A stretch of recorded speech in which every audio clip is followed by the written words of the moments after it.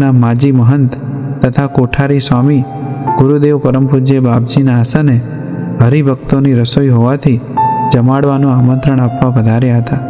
તેઓએ જોયું કે ગુરુદેવ પરમ પૂજ્ય બાપજીના આસને બધા સદગુરુની એક મૂર્તિ હતી, જ્યારે સદગુરુ મુનિ સ્વામીની 2 મૂર્તિ હતી.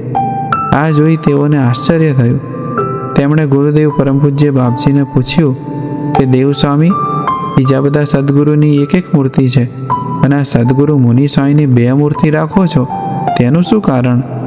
ત્યારે ગુરુ મહિમાથી ઓતપ્રોત એવા ગુરુદેવ પરમ પૂજ્ય બાપજી બોલ્યા, સંતો, હું આ મુનિ સ્વામીના પ્રતાપે સુખી છું. સ્વામી મારા ગુરુ છે, સૌને મોટા સમજવા, પણ પોતાને જેમના થકી સુખ મળ્યું હોય તેમને અતિ મોટા સમજવા. મને સ્વામી થકી સુખ મળ્યું છે એટલે સ્વામીનો મને ખૂબ મહિમા છે.